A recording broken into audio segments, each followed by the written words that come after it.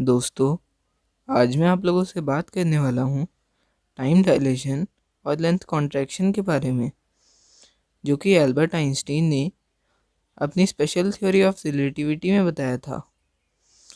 तो आइए जानते हैं। दोस्तों, पहले हम लोग ये जानते हैं कि टाइम डायलेशन और लेंथ कॉन्ट्रैक्शन का मतलब क्या है। तो टाइम डायलेशन का ये मतलब है कि आप जितनी रफ्तार से चलोगे, आपके लिए समय उतना ही धीरे चलने लगेगा। और यही चीज़ लेंथ के साथ भी होती है। अगर आप बहुत ज़्यादा तेज़ी से ट्रैवल कर रहे हैं तो फिर आप एक लेंथ को जल्दी तो ट्रैवल कर लेंगे और साथ ही आपके लिए वो जो डिस्टेंस होगी वो भी छोटी हो जाएगी। तो आइए अब हम जानते हैं कि ये कैसे होता है और ये सब होने की वजह क्या है। दोस्तों, इसे जानने के लिए पहले आपको एक थॉट एक्सपेरिमेंट करना पड़ेगा। मान लीजिए आपके पास एक लाइट क्लॉक है जिसमें दोनों तरफ पे शीशे लगे हुए हैं और उसके बीच में एक लाइट बीम दोनों शीशों से हमेशा एक सीधी रेखा में टकराती रहती है और वो ऐसा हमेशा ही करती रहती है। तो मान लीजिए आप उसे लेते हैं और एक ऐसी स्पेसशिप में चले जाते हैं जिसकी रफ्तार लाइट की स्पीड जितनी ही है।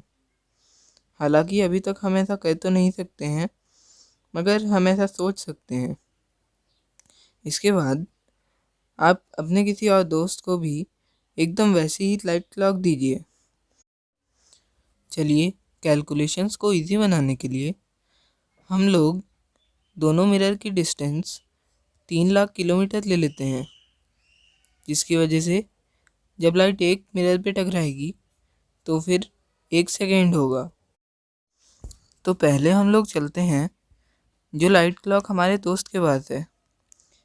तो जब हम इसे देख रहे हैं तो इसमें तो हमेशा एक बार मिरर से टकराने पे 1 ही सेकेंड बीत रहा है।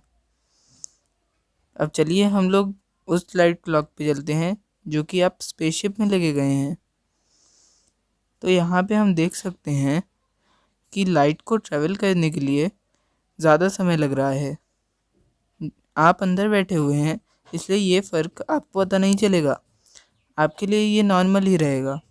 मगर मान लीजिए आप इसे बाहर से देखें तो फिर आप देखेंगे कि जब लाइट एक मिरर से निकलती है और दूसरे मिरर की तरफ जाती है तो फिर हमें ये पता चलता है कि ये तो असल में डायगनली जा रही है। दोस्तों, तो हम यहाँ पे ये देख सकते हैं कि ये जो डायगनल वाली लाइन है वो इस वाली लाइन से ज़्यादा लंबी है। मतलब लाइट रे को ट्रैवल करने में ज़्यादा टाइम लगा और जो लाइट क्लॉक होगी वो धीरे चलने लगेगी। तो जैसा कि हम जानते हैं कि जो लाइट की स्पीड है वो हमेशा ही सेम रहती है, चाहे आपकी स्पीड कितनी भी हो। तो फिर इस 3 लाख किलोमीटर पर सेकेंड को 3 लाख किलोमीटर पर सेकेंड रहने के लिए हमें ये करना होगा कि हमें या तो टाइम को बढ़ाना पड़ेगा या फिर डिस्टेंस को छोटा करना पड़ेगा, ताकि ये जो लॉ है वो ना टूटे। तो इसीलिए जब टाइम को धीरे चलाया जाता है या फिर डिस्टेंस को कम कर दिया जाता है, तब हम लोग इसे टाइम डायलेशन या फिर लेंथ कॉन्ट्रैक्शन का नाम दे देते हैं। क्योंकि यहाँ पे एक तो टाइम धीरे चलने लगा है, वो भी सिर्फ आपके लिए, और आपके लिए वो जो डिस्टेंस आपको ट्रेवल करनी थी वो भी कम हो चुकी है। दोस्तों, एल्बर्ट आइंस्टाइन ने हमें ये टाइम डायलेशन नापने के लिए एक इक्वेशन भी दी है, जो कि ये है। इसको हम लोग चाहें तो डिराइव भी कर सकते हैं, मगर ये वीडियो बहुत लंबी हो जाएगी। अगर आप इसका डिराइवेशन भी चाहते हैं तो कमेंट बॉक्स में बताइए। और मैं आपको ये बात भी बता दूं कि ये इक्वेशन बस थ्योरीज में ही एग्जिस्ट नहीं कर रही है, ये कई सारे एक्सपेरिमेंट में प्रूव भी हो चुकी है। इसी की वजह से इसे इतनी अहमियत दी जाती है।